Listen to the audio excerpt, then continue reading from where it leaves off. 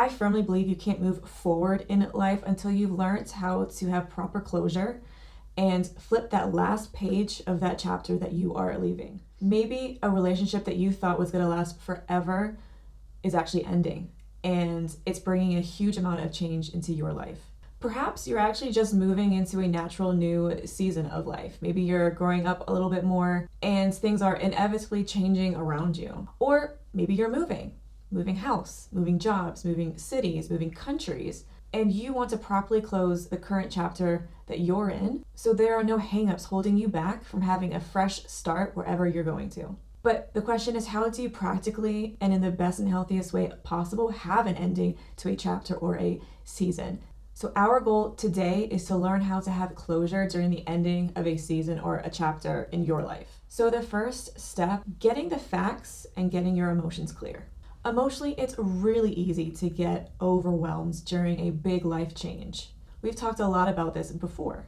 We are all guilty of feeding into our emotions, especially when something is ending. But what is often the result of that? Anxiety, fear, stress. The three big players in emotional indulgence. So how do you overcome these three things in order to thrive during the ending of a season and as you go into a new beginning? You start by clarifying the truth to yourself. This is when you have to become very objective and you have to kindly ask the subjective part of you to go outside for a long walk. You make a list of facts, either mentally or you actually physically write them down or type them out. I actually write all these out on the notes app of my phone so I can actually go back and remind myself of the facts and the truth about what's happening. Ask yourself, what are the facts for going through this change, this move, this ending? Not how you're feeling about it all, we will cover that in a little bit, but what are the facts? For example, if it's a relationship ending, maybe you need to remind yourself as to why that person is not the right one for you.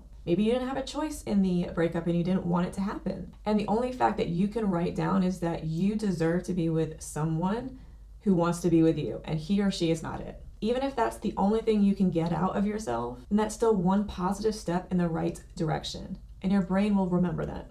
If you're moving, like I am, maybe you need to remind yourself of the facts of why you need to move, and maybe the positives that are waiting for you at the other end of this move. For example, cheaper bills, progression in a career, being closer to loved ones, having more space, being in a place that you actually want to be in. Or perhaps you objectively know deep down that you need to move away and have a fresh start.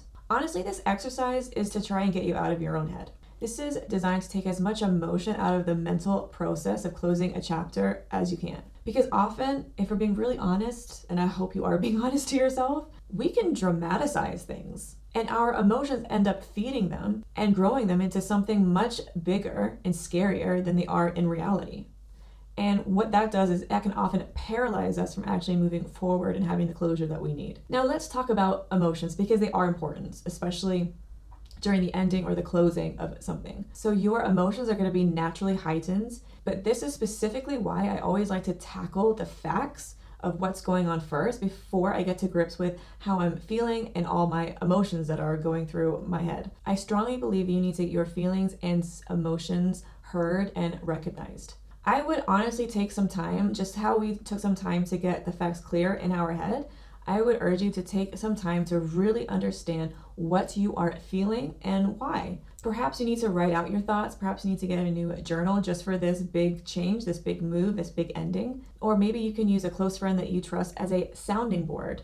Give yourself an outlet for those emotions. It's no good you keeping them bottled inside. That's going to cause you so much more harm than it is good. Being able to express what you're feeling and recognizing it will enable you to approach the ending of this season that you're in with a much, much clearer head.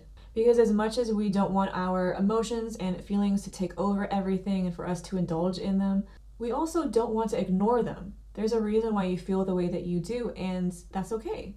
It will come as no surprise to you that I'm a big advocate of counseling during a big life change, like the ending of a season or moving on or whatever. The next step in getting closure during the ending of a season is taking control back. Now, I say this with a pinch of salt because I am not saying go full control freak on the situation. That will hurt you more than help you. And I'm saying this as someone who is working on not being a control freak. So how can you take your control back? Look for and plan for things that you can control within the uncertainty. For example, if you're moving like I am, I make tons and tons of lists. I have lists coming out of the wazoo, literally.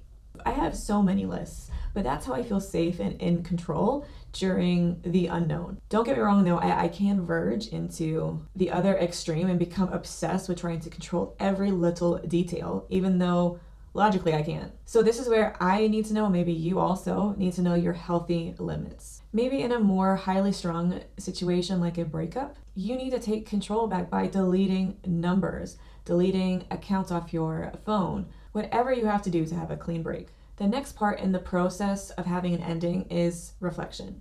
This can often be confused with expressing your emotions, but it's actually not. Reflection is about soaking in what's going on around you, what's happened, and also being present in the change, being present in the ending. I also recommend looking for things in the season that you have been in to be grateful for. What have you learned? I also just like to do a very quick sidebar here, because I do want to say one thing. I would take extreme care, and I want you to hear this, with reflecting during the ending of a relationship. And here's why. You don't want to fuel your emotions so much and only reflect on the good things that happened and maybe ignore the reason why the relationship didn't work out. Because what will inevitably happen is that you could either hold on too much hope for a reality that just can't happen. For example, you guys getting back together, or you can end up talking yourself back into a toxic and unhealthy relationship, which is so dangerous. So please keep that in mind. So we oftentimes reserve the word grief and loss for when someone dies, but sometimes we fail to recognize the ending of a season, the closing of a chapter, however happy and excited you are to do it, still has some grief and loss wrapped up in it. When you flip the last page of that chapter that you're in, that part of your life is finished. There will be a natural grief and loss felt. It's normal. Sometimes it doesn't really last long because actually you're really excited about moving on and having a fresh start. Other times when it's a painful ending, it does need a lot more care and attention. Let me give you a really quick real life example that I'm going through right now. I'm moving out of the house I'm in very, very soon. I've lived here the longest I've ever lived anywhere in my life. I've lived here for 10 years. The years and the memories alone would make it very hard for me to leave this house. But on top of that, this was also the last house that my dad was alive in. And his grave is actually very, very, very close by. I can walk to it. So this is a painful closing of a chapter. And I've actually really needed a lot of counseling in order for me to get to a place where I know I can, in the healthiest way possible, have closure here. Because as much as I need a fresh start, honestly for me it's heartbreaking to leave this place. Because my dad almost seems frozen in time here. You know, I can still see him around the house, and I still feel in this house connected to him in some way. So as much as I'm ready for this next adventure in life, it's still going to be very emotionally hard to leave here. And so therefore, I have to really do a lot of work in order to get the facts clear in my head, get my emotions heard, take some control back during this move, and also reflect on the season I've had here. And honestly, that is my point in saying all of this. Some of you are going through some really big life changes and endings that are painful, and you may need to put in a lot more work and effort in order to help yourself have the best closure that you can have. Practically for me, photos help a lot. So at the moment I've been going around, especially outside with the amazing views that we have here, and taking pictures. I've been taking pictures of sunsets. I've been taking photos around the house of places that probably don't mean anything to anyone, but they mean a lot to me because of the memory connected to it. Having these photos allow me to reflect visually, and they also keep me safely connected to a memory, which I personally think is really important. You can also verbally reflect as well. Reminisce with loved ones, talk about it in therapy. Recently, my family in particular have been staying around the dinner table longer after we've eaten with a glass of wine in hand, reminiscing about things that have happened in this house, reminiscing about my dad, talking about memories. And it's really helpful. If it's a relationship, then I'd encourage you to instead reflect on how much you've learned and how much you've grown as a person during that experience. Because let me say this, no experience, no matter how painful, no matter how hard, no matter how gut-wrenching, is ever wasted. Maybe this ending for you is just not easy, especially if you didn't want to be in this position in the first place. But let the reflection part of this process guide you into this next step of closure. And the last step of closing a chapter in your life is acceptance and the final goodbye. This last step can be hard and painful, but it is necessary. Acceptance is also seen as a stage in the grieving process. So when there is a big life change, as we talked about before, there will inevitably be some loss linked to it. So therefore, it is so important that we come to a place of acceptance. I personally find reverting back to the first step really helps with this, and that's getting the facts clear in your head.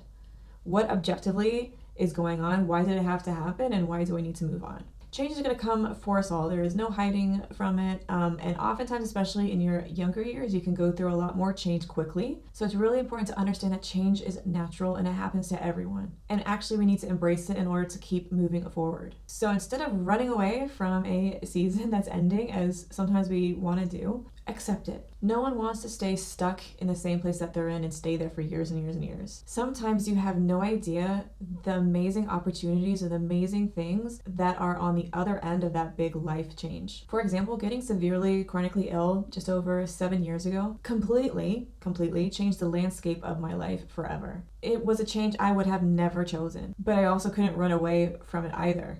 However, I fought really hard for many years trying to act like this wasn't happening. It wasn't until I actually accepted what was happening that I began to then move on and move forward in life. And honestly, that is why I'm in front of you today. Acceptance is a choice. And when we make decisions, it's so important we keep the facts in mind, which is why step 1 is so crucial. Because naturally, our humanity are going to resist anything that's going to make us feel uncomfortable, or it's also going to resist the unknown. It's like, I know what's happening here. I don't really want to move over there because I don't know what life is going to be like. We don't like the unknown, and we certainly don't like change. This is not easy. And as much as I describe it as a choice, very much like the metaphor I use for forgiveness, it's also a process. Sometimes you have to keep chopping away at that tree every day until one day it finally falls down. So keep accepting this closing of a chapter so you can embrace the next one. And then we have the final goodbye. Maybe you've had a little ritual every day of you waking up with your coffee and going outside and watching the sunrise. If you are a morning person, which I am not, I like sunsets instead.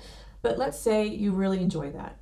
Maybe on the last morning that you're in that place, you go outside with some champagne, or maybe you cheers the air, and it might seem like a really silly gesture and really small, like it doesn't mean anything. It actually reaffirms to your brain that this is the end. This is the last time I'm going to be able to do this. I can speak from experience that it really does work. It helps to remind you and to prepare you that this is goodbye now.